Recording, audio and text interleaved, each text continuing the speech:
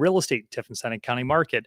So 25th all the way back through the 18th. What's on the market? What's changed? What do those stats look like? And preventing cybercrime specifically in a real estate transaction. I'll touch on that here in just a minute. If you have any part of a real estate transaction, you will want to pay attention for that. I'll be to that in just a moment.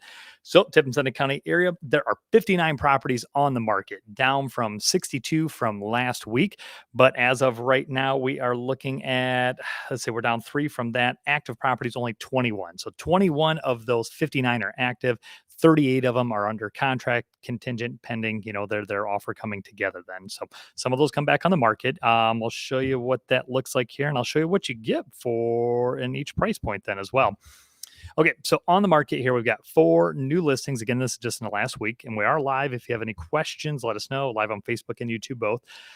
We have 1 back on the market, 7 price reductions. That's the most we've had in weeks. So in a week's time, we've had 7 price reductions, kind of showing you what the market's looking like here as of late. Still a great, strong seller's market. Buyers, it's still tough to get into a lot of these homes, but 7 price reductions should tell you something. 2 contingent, 6 pending, and 4 sold.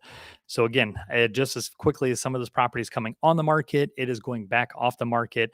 A lot of the homes that have been kind of sticking around for that month, 2-month time frame now here have starting to look for price reductions. So what has sold and what does that look like then? Well, let me tell you what you're getting in those price points. Of the 21 properties available, 4 of them under 100. So if you're at $100,000 or less, there's only 4, and 2 of those are auctions. So you're going to have to wait for an auction for that. By far, our biggest category, 1 to 200,000, we have 11 properties. That's up from 10 from last week. 2 to 300,000, there's 4. You're still kind of in luck. 3 to 400,000, only 1, and 400 plus single property, giving us that 21 active properties. I know there are a couple more coming up in the next week or 2, so watch for those.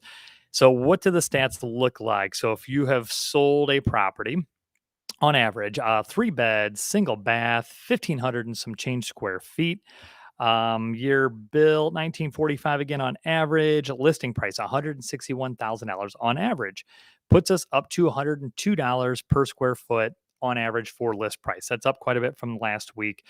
We've been hovering right about that $100. Selling price $190,000, giving it a flat even $100 a square foot.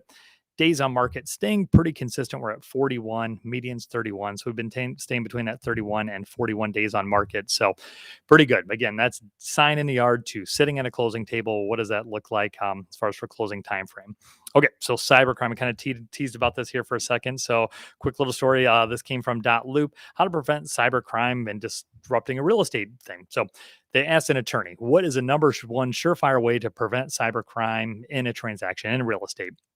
And he says, close all your programs, power off and unplug your computer, carry the computer to your backyard, dig a hole, pitch a computer in a hole, followed by pouring gasoline in the computer and setting it on fire and burying it. So facetious, I'm sure, but that's the only way you're going to truly prevent cybercrime.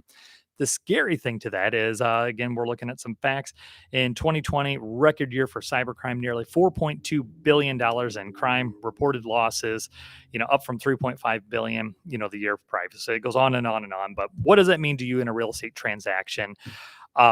If you're involved in a transaction, obviously there's a lot of funds involved in that. So you need to get those to the closing office, to the closing table.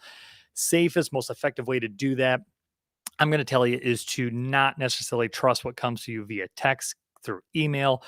Walk in the door, pick up the phone and call is the easiest thing to do. Call the title office, call your real estate agent, call whoever's involved with that is a verified number. If you get an email saying, hey, we need to change accounts, we're using a different email, call this different number. They look convincing. So if you get an email, a text, something like that, or somebody's reaching out to you saying we need to change wiring instructions, we need to change where you're sending that check, I would not take that at face value. Definitely call a number to be accurate. Call them, verify that information that is indeed accurate, and kind of go from there. So knock on wood, I don't believe we've ever had any serious cybercrime or anything like that in our little Tiffin County market, but don't say you weren't warned. Make sure you take precautions, take care of yourself. It's the biggest transaction in just about anybody's life. You don't want to jeopardize that by, a number being misplaced or somebody, indeed inflicting a cybercrime on you then. So that's your Monday market update here. Market's staying pretty consistent. We are looking at, fairly strong numbers going into the end of the year. We'll do another kind of a roundabout or, wrap up for the full year.